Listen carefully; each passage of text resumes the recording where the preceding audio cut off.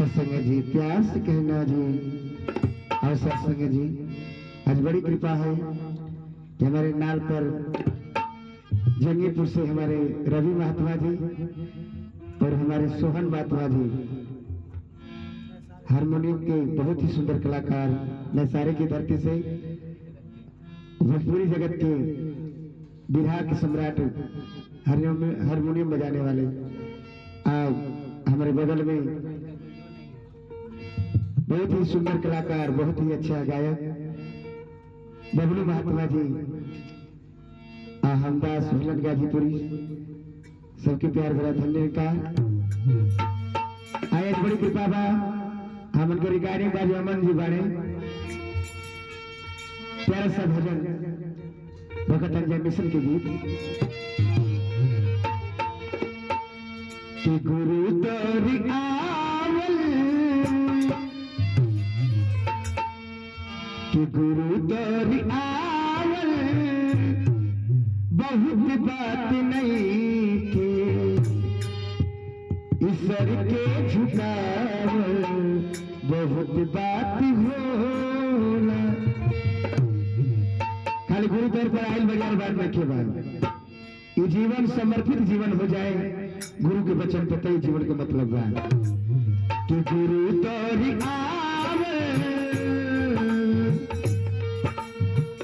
गुरु तोरी आवल बहुत बात नहीं के सर के झुकावल बहुत बात होला, सर के झुकावल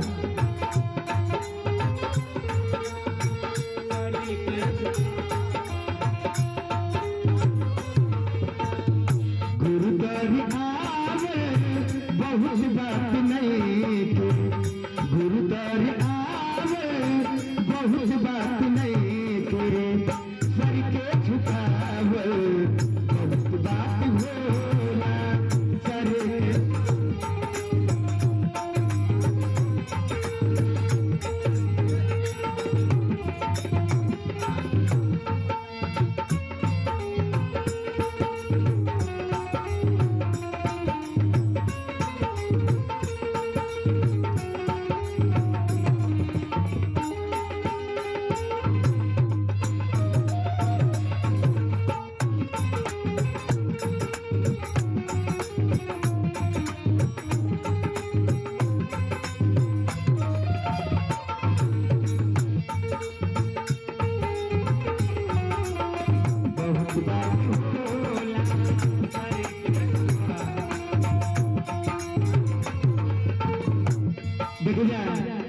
आज हमारे महात्मा लोग दर्शन भाई गुरु हमारे प्रेम सिखावता है, प्रेमी जन बनाता है।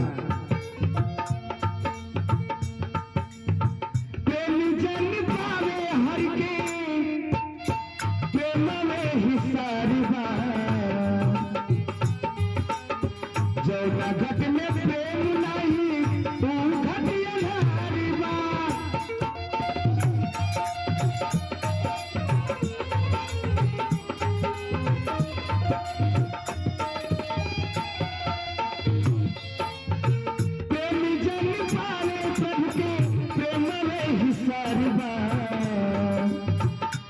घट में प्रेम नहीं तू घटिया धारबा,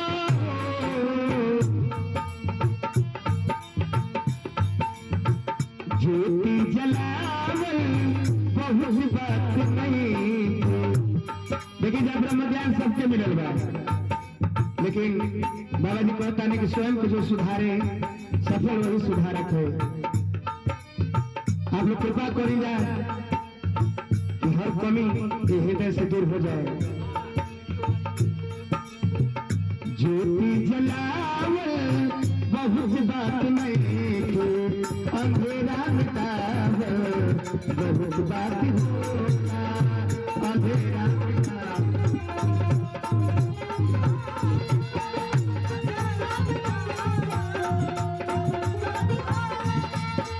गुरु तोरी आवल बहुत बात नहीं के, गुरु तोरी आवल बहुत बात नहीं के सर के झुकावल बहुत बात हो।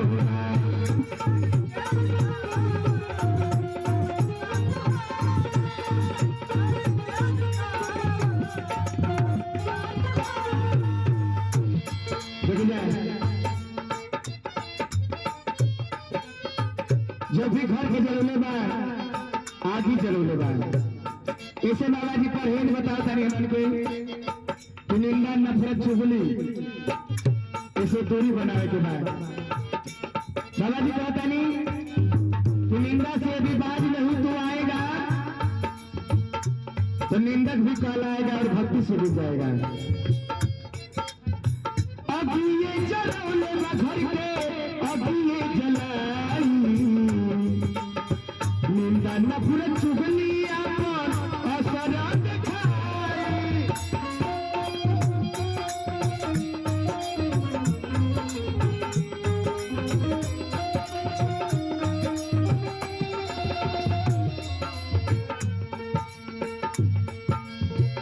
ज्ञान कहावत बहुत बात नहीं थे, ज्ञान कहावत बहुत बात नहीं थे, अहम मिटावत बहुत बात होना अहम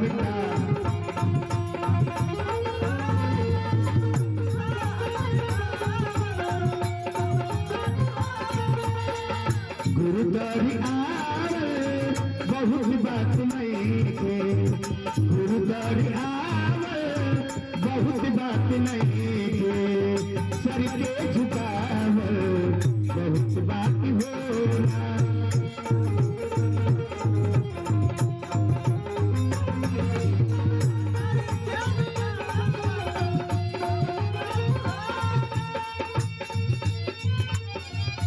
देखिए सतगुरु के शिक्षा से आइल बा मधुरता, माटी जानी करा भूलन जीवन के सुंदरता।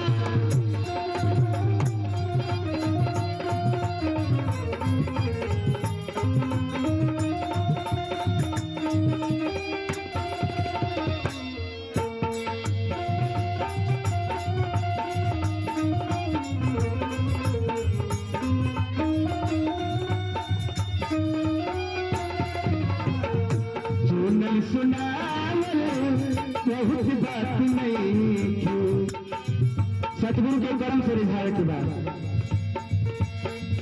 सुनल सुनावल बहुत बात